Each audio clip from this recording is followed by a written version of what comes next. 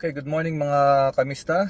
At mayroon po tayong bibigyan lang ng reaksyon itong naging hatol sa isang motovlogger na si Yana. Kung matatandaan po ninyo, meron tayong isang motorista o vlogger na ang pangalan po ay Yana Motovlog. Ito po yung nag-post po siya, nag-viral po ito. Ito yung ginawa niya, yung nasa off-road sila noon at may nasusundan siya na isang pick-up truck na umiiwas sa lubak. So ngayon po ginawa niya, inovertaken niya ito sa kanan. At nagkaroon nga ho sila ng hindi magandang komusyon. At ang nangyari pa nga ay noong huminto siya sa harapan, o nauna siya, huminto, inabangan pa niya to. At nung bumaba po yung lalaki, si Mr. Pascual, ay gusto lang naman siyang tanungin at bakit kinakailangan siyang mag-dirty finger. Namamakyo kasi siya. Bastos tong babae na to eh.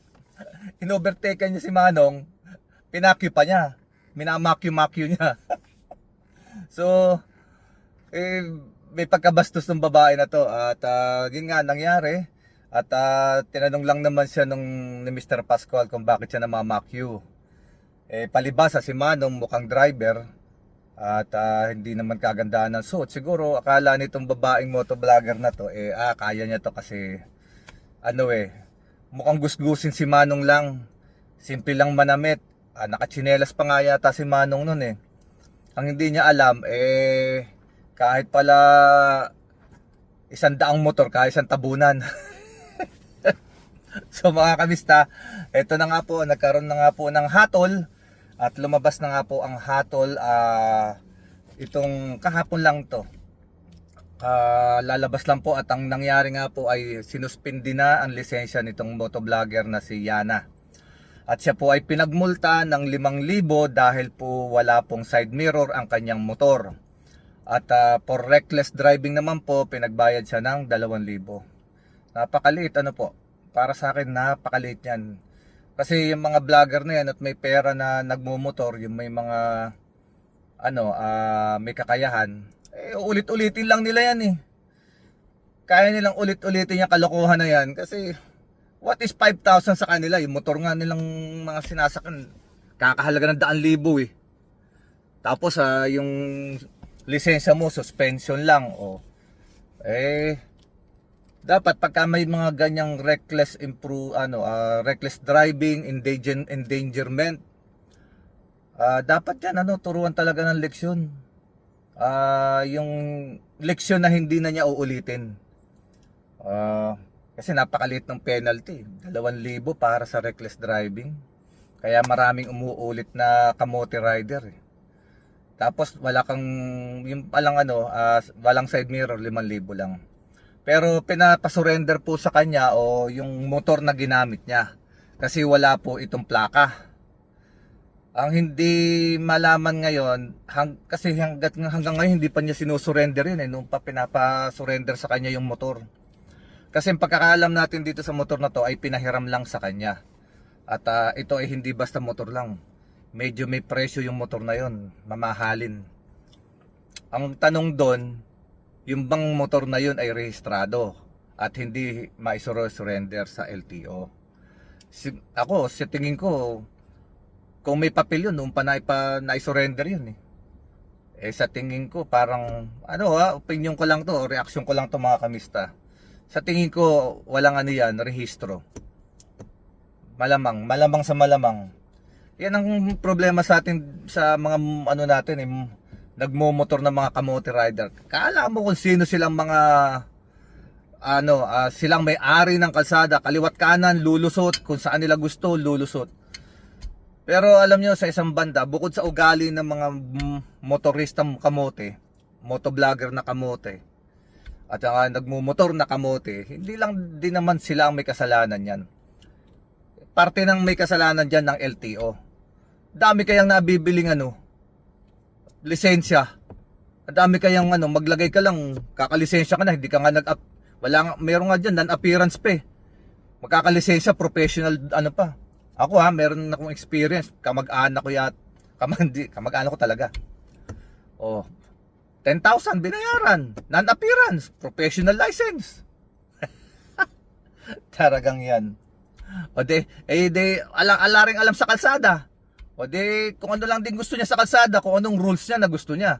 So hindi naman siya nag-aral mag-driving eh. Wala siyang wala siyang tawag dito, wala siyang sinusunod na road rules. So hindi niya alam yung road courtesy at road rules. Hindi niya alam yun kasi hindi naman siya nag-aral eh. O alam ko yung nagturo sa kanya, kamote rin. Sigurado kamote rin yun. Kamote rin yun sigurado. Meron nga akong kasama dito, sabi niya, meron daw siyang lisensya. Professional license, pinakita niya sa akin. Ganun din, nagbayad lang siya, non-appearance, no driving test. Pasok. Professional driver's license ang kanyang hawak. Pero hindi marunong mag-drive. So yan po ang mga kamista. Hindi lang ugali ng mga motoristang ito ang problema, pati yung nag-i-issue ng lisensya. Kaya dapat dyan sa LTO, malawakang balasahan yan dapat. At saka baguhin na yung sistema.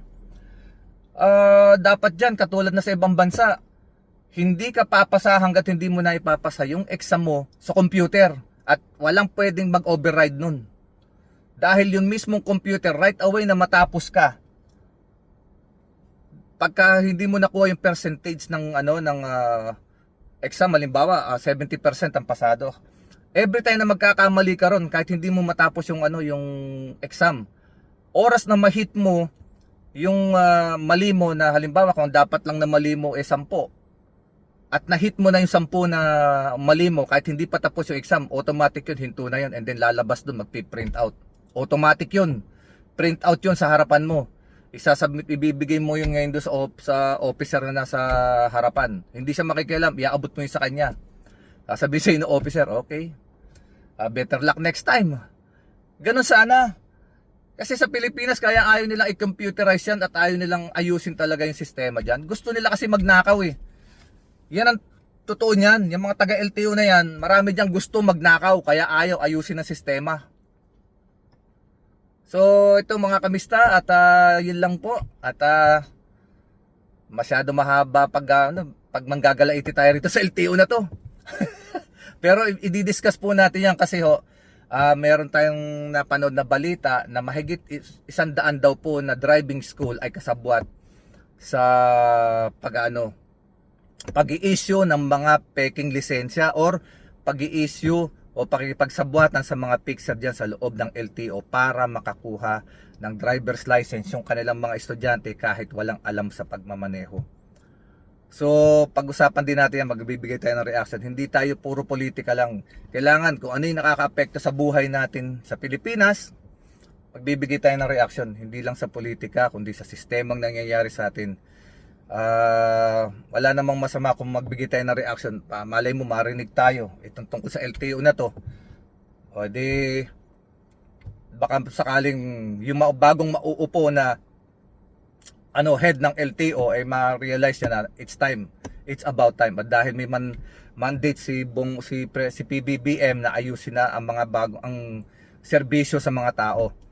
At tawag dito, alam niyo po ba kung bakit napabilis din itong paghahatol na ito? Kasi nagsalita rin po si PBBM tungkol dito kasi naging sensational itong si Yana.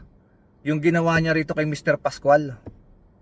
Itong bastos na babaeng ito na akala mo kung sino magaling na motorista. Siya na nga mali. Palibasa na unahan niya ng video. Akala niya makakakuha siya ng simpatya sa tao. Although nag-viral, ang dami nun. Ayaw nga niyang i-take down kasi sayang yung kita doon sa kanyang views. Hindi niya akalain si Mr. Pascual na si simple-simple lang yung kasuotan, kaya pala siyang ibili ng kahit 1,000 motor at itabon sa kanya. Kaya wag niyo kasing sinisino-sino yung mga taong nakakaharap ninyo. Hindi ko mo ganun lang kasuotan tingin niyo kaya niyo na. Yung pala, kaya kayong tabunan ng kahit 100 o 1,000 motor. Kaya mga kamista, hanggang dito na lang muna. Respeto sa kapwa. Respect begets respect yan mga kamista. Kung tayo, marunong rumispeto sa mga nakakaharap natin, respeto ibabalik din sa atin ng mga yan. Si Yana, hindi respeto binigay niya kay Mr. Pascual. O, hindi lang si Mr. Pascual ang gumanti sa kanya. Lahat ng nakapanood do sa kanyang video na yon, ginantihan siya. O eto ngayon, ang kanyang lisensya, suspendido, pero napakababa, no? Sana suspendido 10 taon o 5 taon. Kasi dito sa bansa na kinaroroonan ko, pag nasuspendi lisensya mo for reckless driving, 1 year. And then, pag nasundan o yun, lifetime ka na. Hindi ka na pwede makakuha ng lisensya. Pag nasundan pa yung kalokohan mo na yun. At sana, makita ng LTO yung motor kasi ginagamit sa kalsada, walang rehistro. Baka lang ha, baka walang rehistro kaya hindi ma-surrender. Yun ang dahilan. Kung nakadisgrasya yun, di kawawa naman yung nadisgrasya. Wala pa rin papanagutan yung mga yung mga insurance. Kasi walang rehistro yung motor eh. At yung nagpahiram din naman, isa ring bopols yun, isa ring kamote. Alam niyang walang rehistro, pinapagamit niya. Siyempre, maganda yung nakasakay. Alam niyo na. Okay mga kamista, hanggang dito na lang. At sa susunod na vlog uli po natin, sana po ay tangkilikin ninyo yung aking vlog. Yung aking reaction lang sa mga nangyayari ngayon. At konting lang po, ingat sa pagdadrive sa inyong lahat dyan. God bless you all. Sa mga kapatid nating Muslim, Assalamualaikum. God bless everyone. At please, subscribe, like, and share. Pakihit na rin po yung bell, yung notification bell para po sa mga susunod na upload natin. Hanggang dito na lang po. Maraming salamat. God bless you all. Huwag maging kamote. Tandaan niyo yan.